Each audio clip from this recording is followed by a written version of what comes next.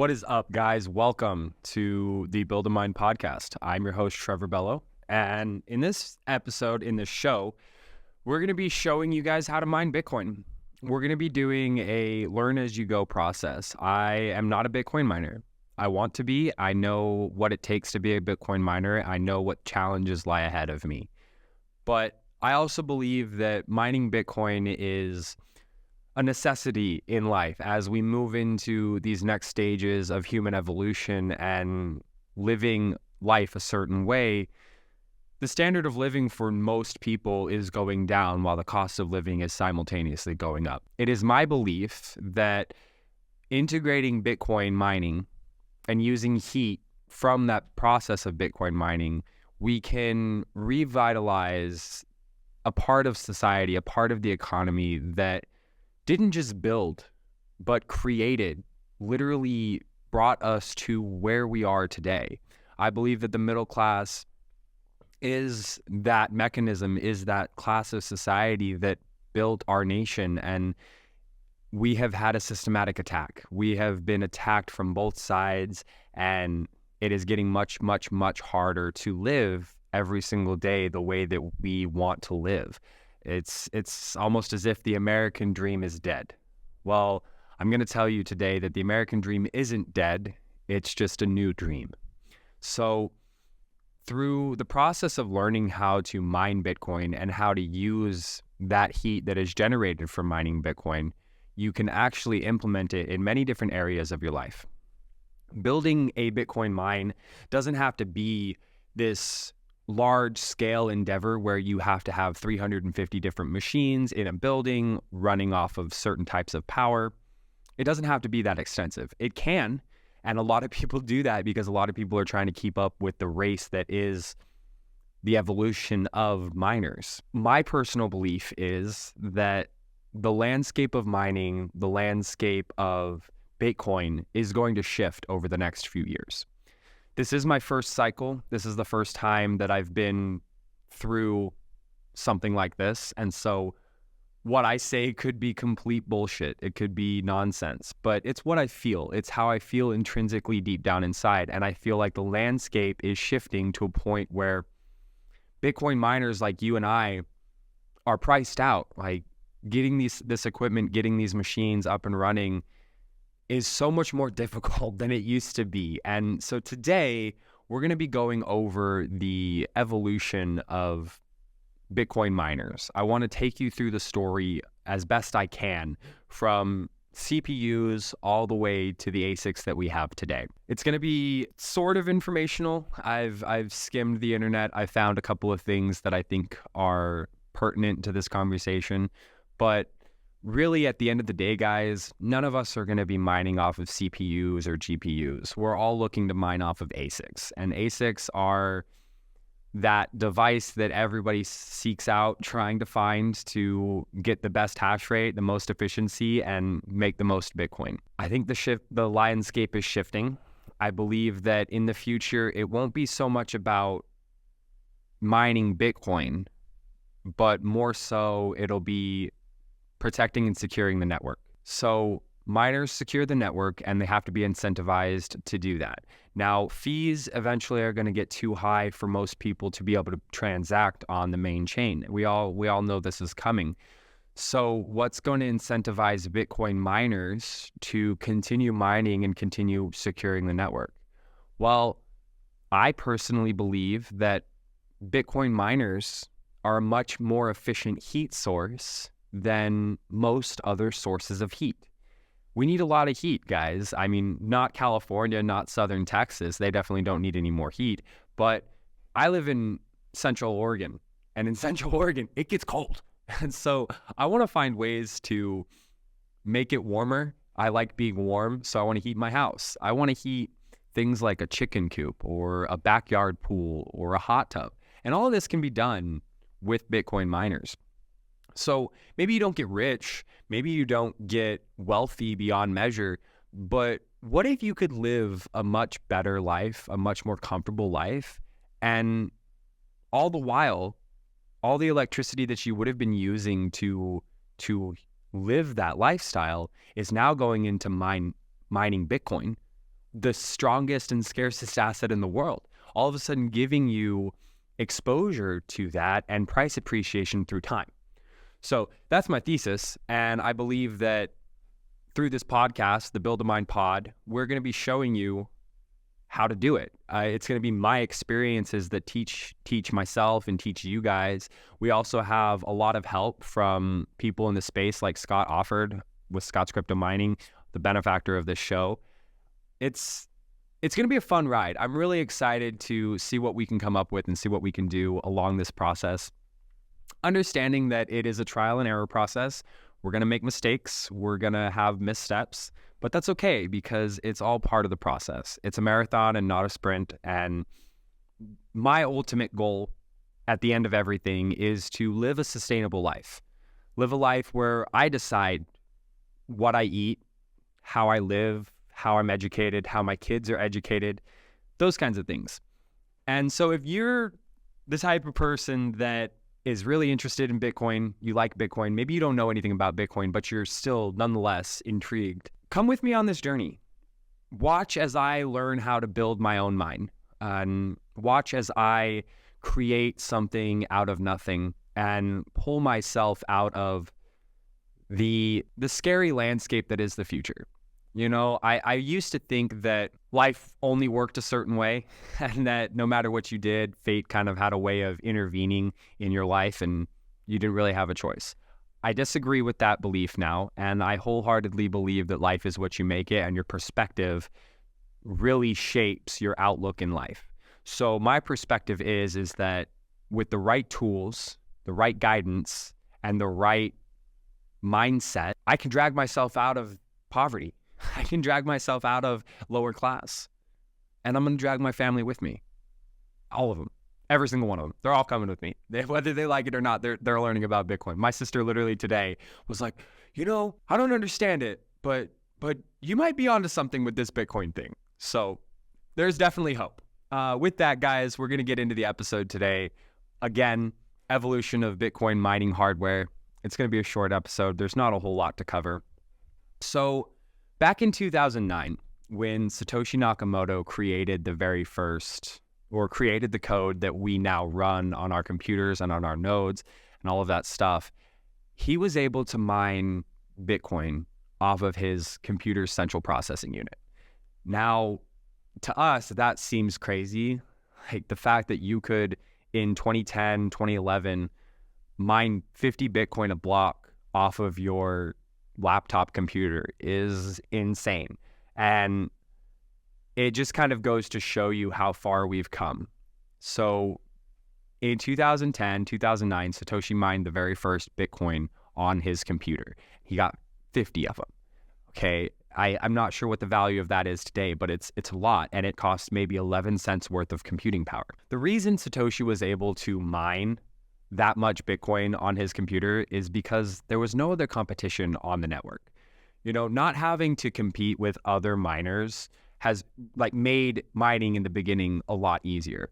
But as more people, more cypherpunks, more crypto nerds decided to get into the space and try their hand at mining, the global hash rate started to rise.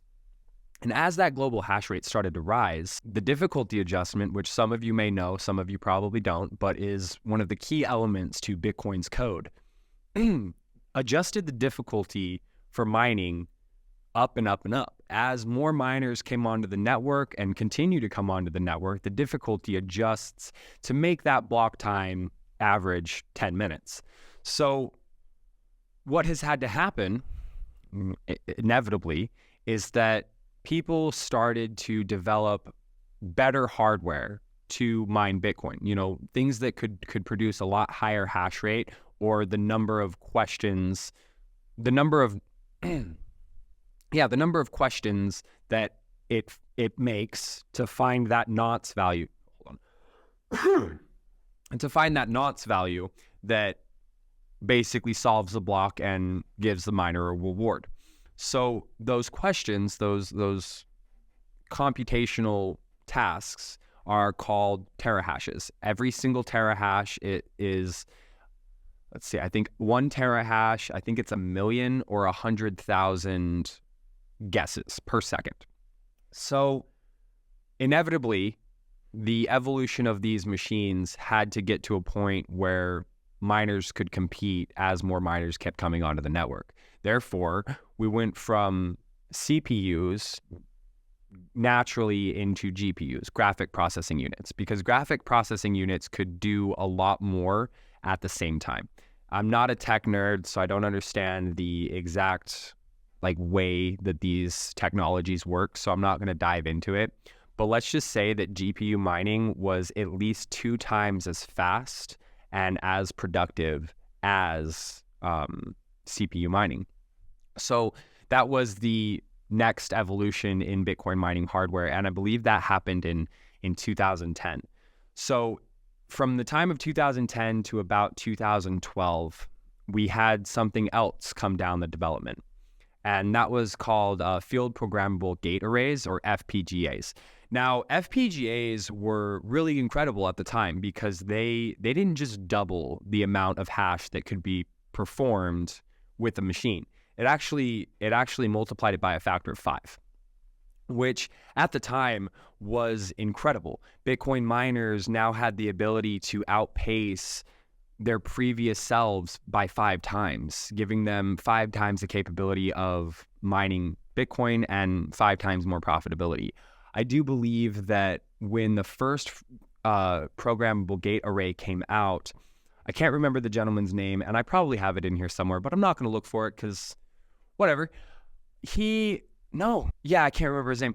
Anyways, so he created the field or programmable gate array and mined, I want to say it was 7% of the supply within the current supply, not today's supply, but the current supply within 2 weeks.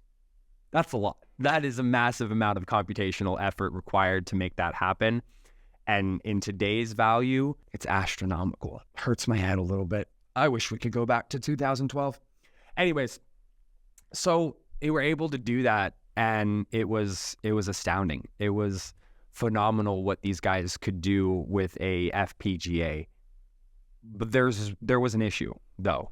These field programmable gate arrays were very finicky to build and even more finicky to maintain. You had to constantly update them, constantly redo the software and the code on them just to make them maintain what they were doing. And again, I'm not a computer whiz. I'm not a geek that nerds out over this kind of stuff. I nerd out over other things. So I'm not really going to dive into the details, the nitty gritty of it. But what you need to know is that every single time we think that we've gotten to a certain point where Bitcoin mining isn't going to evolve anymore, it has. Okay, so we're talking days when the hash rate was probably in the 100 exahash or lower range. Right now, we're sitting at about 650 exahash of hash rate on the network. Well, how did we get here? How did we go from less than 100 exahash to over 600 exahash in a span of 10 or 12 years? Well, in 2013, Canaan created the first ASIC. They brought to market a application-specific integrated circuit, a chip, that was designed specifically to mine and process Bitcoin transactions. Now, this was a revolutionary item in its time, because before this, people were using pre-existing hardware, pre-existing software, and tweaking the code, messing around with the code to get it to where they could use those computers to do the Bitcoin mining. As more and more people come onto the network trying to mine Bitcoin, it gets harder. So they found ways to make a specific machine that its sole purpose was mining Bitcoin. There was nothing else that these computers do. And so when Canaan created the ASIC, the very first ASIC to mine Bitcoin, separate the word ASIC from the miners that mine Bitcoin, because an ASIC is just an application-specific integrated circuit that has one job. Now, we have ASICs in all kinds of things. You have ASICs in your phones, in your cars, in your computers, all over the place. It's just a specifically integrated chip that does one thing and one thing only, and it does that thing really, really well. Now, Canaan created a device that allowed you to use these chips for the process of Bitcoin mining. Once that happened, the race was on. So you had other large companies like MicroBT and Bitmain come in and vie for the market share of creating these devices. Now, as these devices get more and more technologically advanced, they're able to do a lot more things. I don't remember what the first ASIC that came to market was, but I can imagine it didn't have a very large hash rate. My S9, which is I think it's a 2016 model or 2017 model, only has 15 terahash. But my S19, which is a 2020 model, has 120 terahash. And the new S21s that are coming onto market today have about 235 terahash. So as you can see, what's happening is these machines are getting more and more efficient, and they're doing much more work and computational power to create the Bitcoin. There is a problem, though. The problem is that the race to mine Bitcoin is speeding up. And I don't know what the next technological advancements are going to be in the mining industry, because it seems to me like these chips are getting so small that eventually they're not going to be able to get any smaller unless we have a new shift in the development of these machines. So when these chips first started coming out, we had chips that were about 170 nanometers across. So that's the width of the chip. And the surface area of the chip matters because the larger the surface area, the more electricity is expended in order to create the questions, the guesses, I guess you could say. So the development of these chips has gotten to the point now where I think we're at a 2 nanometer chip is being developed right now, and Bitmain just released the S21 with a 7 nanometer chip. The problem is that as these chips get smaller and smaller and smaller, it's a lot harder for them to manage the heat from these machines, and these machines get massively hot. That's why we're able to create secondary we're able to heat things with the heat, and we're using it as a secondary income streams. I don't know why I got so confused on that for a second. Either way, what I'm getting at is now in 2024, we have the new S21 hydro units, which Bitmain boasts an air-cooled hash rate of 235 terahash. I'm sure that people will get that up to another 25%. So they'll be able to reach maybe 340 terahash to 400 terahash, depending on the application, depending on if it's hydro or immersion or whatever. So my whole point is that mining is getting difficult. It's getting very hard and very competitive to mine out there. So moving forward and looking into the future, as pleb miners, people who want to get into the space, how do we protect ourselves and actually profit from what is happening in the future, what is going to come down the pipes? It was a lot easier for miners in the past, and it's getting harder for us now. So what can we do to make our jobs easier, to be more profitable and much more efficient? Well, I believe that by understanding the efficiencies of the machines, understanding your power rate, and understanding your the cost to acquire the machines, things like that, we can build a breakdown of what these machines are going to be able to do and what they're going to be able to provide. Now, I think we should start thinking about secondary income streams. What is something that you're really good at that you can provide to the world that needs heat in order to make that happen? A lot of times it could be just a building. Let's say you're working out of a building to manufacture an item or a good or a service, and that building needs to be heated. Well, by implementing Bitcoin miners, you can heat that building for a significantly smaller cost, if not for free, and acquire Bitcoin at the same time. So the way I see it, there is a shift happening, and Bitcoin miners are not just going to have to get more efficient. They're going to have to start thinking about other ways to make money, because the ultimate goal is to make money, is to get Bitcoin and live a sovereign life. That's my goal, at least. I don't know what your guys' goals are, but that's my goal. And so if I'm going to do that, I really need to start thinking about what my options are and how I'm going to make this happen. So that's what I'm going to do, guys. The next episode, we're going to be talking about setting up the first miner. So some of you guys have never set up a Bitcoin miner before. Some of you have never, ever even plugged one in.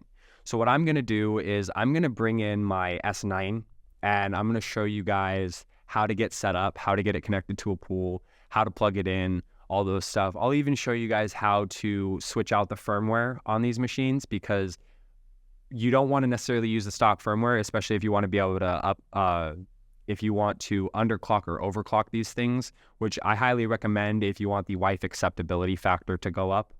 So we'll be showing you guys how to do that. I'll be showing you guys how to plug in your first miner, how to get connected to a pool, and how to really get started. So I hope you guys are looking forward to that. I do appreciate you guys for coming onto this episode, listening to me ramble on and on about the history of ASIC miners and stuff like that. It wasn't very in-depth. It was very surface level.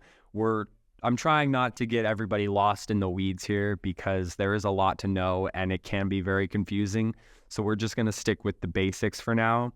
I do hope that you guys will message me, reach out to me on Nostr, Twitter, Facebook, Instagram, all those good things. Let me know how you think about the episode, the podcast. Let me know what things you want to learn about in the future. And we're gonna do our best to develop this show, make it better, just really tailor the content to the rest of the plebs out there like yourself. So one last thing before we leave, guys, please check out the mining conference, which will be in September in Minnesota, Baxter, Minnesota. It's put on by Scott Offord and the rest of the team at Scott's Crypto Mining. I will be there. I will be doing a talk on pleb mining and the introduction of heat into our lives. So with that, guys, I hope you guys enjoyed this episode. I hope you guys will tune in next time, and I can't wait to see you then. Peace out, guys. Build your minds.